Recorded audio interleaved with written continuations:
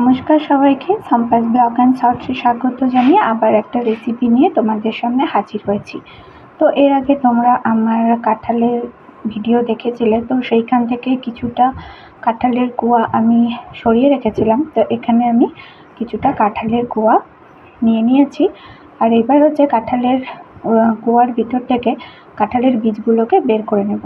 এবার নেব হচ্ছে একটা স্টিলের স্ট্রেনার, আর এই স্ট্রেনারের মধ্যে আমি এই সমস্ত কাঁঠালের আটিগুলোকে দিয়ে দেব। এটা তোমরা চাইলে মিক্সিতেও করতে পারো, মিক্সিতেও খুব ভালো হয়। যাদের কাছে এরকম স্টিলের স্ট্রেনার নেই তারা কিন্তু মিক্সিতেও করতে পারো। তো মিক্সিতে করলে কাঁঠালের যে আঁশটা থাকে সেই আঁশটা থেকে যায়, আর এই আঁশটা আমি অ্যাভয়েড করছি বলে স্ট্রেনারে কিন্তু চেলে নিচ্ছি। তো দেখো কত সুন্দর রসটা কিন্তু এটাতে বেরিয়ে আসছে।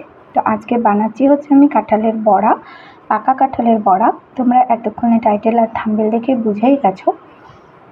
তো যারা যারা এখনও কাঁঠালের বড়া বানিয়ে খেয়ে দেখোনি তারা কিন্তু অবশ্যই একবার ট্রাই করে দেখো, অসাধারণ লাগে খেতে। তো তাল পাকার আগেই কিন্তু কাঁঠালের বড়া খেয়ে কিন্তু মনটা জুড়িয়ে যায়। তো দেখো কত সুন্দরভাবে আমার রসগুলো বেরিয়ে আসছে, আর আঁশগুলো কিন্তু উপরেই থেকে যাচ্ছে। আর মিক্সিতে করলেও এটা কিন্তু খুব ভালোভাবে পেস্ট হয়ে যায় আঁশগুলো সহ। তো আমার এখানে এটা রেডি করা হয়ে গেছে, আর এই রসটাই আমি এখানে নিয়ে নেব। আর দেখো কতটা আঁশ কিন্তু এখানে বেরিয়েছে। তো এই আঁশটা অনেক সময় কিন্তু ক্ষতিকর হয় অনেকের জন্য। তো স্ট্রেনারের পেছনেও যে রসগুলো লেগেছিল সম্পূর্ণ কিন্তু আমি খুব ভালোভাবে মুছে নিয়ে নিয়েছি, আর এতটাই রস হয়েছে। তো তোমরা চাইলে এখানে নারকেল কোড়া, সুজি ইউজ করতে পারো। তো যখন আমি রেসিপিটা করি আমার এগুলো অ্যারেঞ্জমেন্ট ছিল না, ওই জন্য একদম সিম্পল ঘরোয়াভাবে যে উপকরণগুলো দিয়ে বানিয়েছিলাম এটা দিয়েও কিন্তু স্বাদটা দুর্দান্ত হয়েছিল। নিমিষের মধ্যে কিন্তু একদম পুরো ফিনিশড হয়ে গেছিলো। তো এখানে আমি চালের গুঁড়ো দিয়েছি আর দিয়েছি হচ্ছে চিনি। তো চিনিটা আমি একদম অল্প করেই নিয়েছি, কারণ তোমরা সবাই জানো কাঁঠাল কিন্তু বেশ মিষ্টি হয়। তো এখানে যদি চিনির পরিমাণটা আমি বেশি নিতাম তাহলে মিষ্টিটা কিন্তু বেশি হতো। এবার আমি মাখিয়ে নেব, আর এবার মাখতে মাখতে তোমরা একটা জিনিস দেখবে কনসিস্টেন্সিটা কেমন হবে। মানে যদি মনে হয় যে গোলাটা একটু নরম হয়ে আসছে তাহলে তোমরা এখানে আর একটু চালের আটা অ্যাড করে নিতে পারো। এবার গোলাটা যদি পারফেক্ট থাকে তাহলে কোনো ব্যাপার না। তো এই যে দেখো আমার মাখাটা কিন্তু একদম হয়ে গেছে, এখানে একদম রেডি হয়ে গেছে। এইবার এই ডোটা তৈরি হয়ে গেছে বড়া ভাজার জন্য, একদম পারফেক্ট। তো এটাকে কিছুক্ষণের জন্য রেস্টেও রাখতে হবে না, কিচ্ছু করতে হবে না, ডাইরেক্ট মাখিয়ে নিলেই হবে। এবার একটা কড়াতে তেল গরম করে নিচ্ছি, আর অবশ্যই এখানে রিফাইন্ড অয়েলটা ইউজ করবে, কেননা যে কোনো ভাজা পোড়ার জন্য কিন্তু রিফাইন্ড অয়েলটাই বেস্ট। তো তোমাদের যদি কোনো পছন্দের তেল থাকে সেটাও তোমরা এখানে ইউজ করতে পারো। এবার যে ব্যাটারটা আমি তৈরি করে রেখেছিলাম সেখান থেকে আমি নিয়ে নেব, আর বড়ার আকারে কিন্তু গরম তেলের মধ্যে ছেড়ে দেব। আর তেলটা প্রথমে গরম করে গ্যাসটা কিন্তু সিম করে নিতে হবে, নইলে পরে গ্যাস বাড়ানো থাকলে বড়াগুলো খুব তাড়াতাড়ি লাল হয়ে যাবে আর ভেতরটা কাঁচা থেকে যাবে, তখন স্বাদ কিন্তু বেস্বাদের হয়ে যাবে। এই জন্য গ্যাস বাড়িয়ে তেলটা গরম করে নিয়ে গ্যাসটাকে আবার কমিয়ে দিতে হবে। তো চলো একটা একটা করে আমি পুরো কড়াটা ভরে এবার তেলটা দিয়ে বড়াগুলো দিয়ে দেবো। যতটা তেলটা কভার করা যায় ততখানি কিন্তু দেওয়ার চেষ্টা করব, আর দেওয়ার চেষ্টা করছি। তো এই রেসিপিটা আমি প্রতি বছরই করে থাকি। তোমরা প্রত্যেকেই জানো যে আমার বাড়িতে কাঁঠালের গাছ আছে, আর এই পাকা কাঁঠাল আমার তো খুব ভালো, তোমরা এতক্ষণে সবাই জেনে গেছো। তো প্রতি বছরই করি, রেসিপিটা করা হয় না। তো এইবার ভাবলাম একটা ছোট্ট রেসিপি করেই রাখি। তো এই যে দেখো একদিকটা হয়ে গেছে, আর একদিকটা নাড়িয়ে চাড়িয়ে লাল করে নেব। তো তোমরা যেরকমভাবে পছন্দ করো ঠিক সেই রকমভাবেই করবে।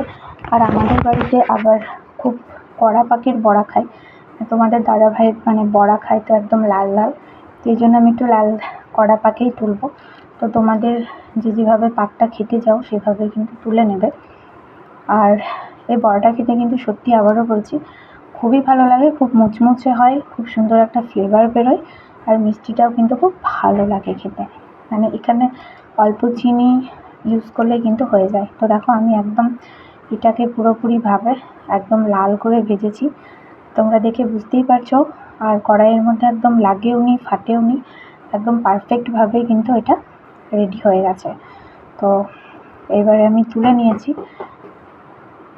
বড়াগুলোকে, আর এই বড়াগুলো ভাজতে ভাজতেই আমার শেষ হয়ে গেছিলো। রেখে যে পরের দিন দুটো মুখে দেবো সেটার আর জো হয়নি। সবাই মিলে পুরো আমরা হামলে পড়েছিলাম, এত সুন্দর একটা রেসিপি।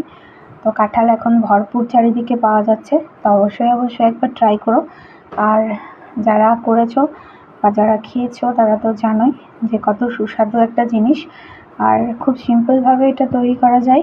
এটা করতে সেরকম কোনো উপকরণ লাগে না, বা বাজারেও সেরকম বাজারজাত দ্রব্য সেরকম আনতে লাগে না। প্রথমেই বলেছি নারকেল কিংবা সুজি সেটা কিন্তু সম্পূর্ণ অপশনাল। তো তোমরা যদি একদম সাধারণভাবে করতে চাও তাহলে সেটা একদম আমি যেভাবে দেখালাম সেভাবেই করতে পারো। তো এবার বাকি যে ব্যাটারটা ছিল সেগুলোকেও আমি দিয়ে দিলাম, আর সেগুলোকে দিয়েও আমি ভেজে নেব। আর এবার আমি এটাও দেখাচ্ছি, এটা আমি একটু হালকা পাখির ভেজে দেখাবো, এটাও তোমাদের সাথে শেয়ার করছি। তো চলো দেখতে থাকো, আর ভিডিওটা কেউ স্কিপ করো না। নতুন বন্ধুদের প্রতি বলছি যে চ্যানেলে যদি নতুন থাকো তো অবশ্যই চ্যানেলটাকে সাবস্ক্রাইব করে আমার পাশে থেকো, যাতে আমার ভিডিও নোটিফিকেশানগুলো তোমাদের কাছে পৌঁছে যায়। তো এই যে দেখো আর একবার আমি ভেজে নিয়েছি, আর এটা কিন্তু আমি বেশি লাল করিনি, এটা কিন্তু একদম ইয়েলো ভাব থাকতেই কিন্তু নামিয়ে দিয়েছি।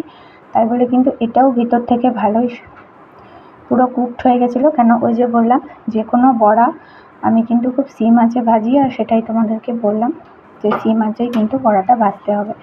তো আমার পাকা কাঁঠালের বড়া একদম রেডি হয়ে গেছে।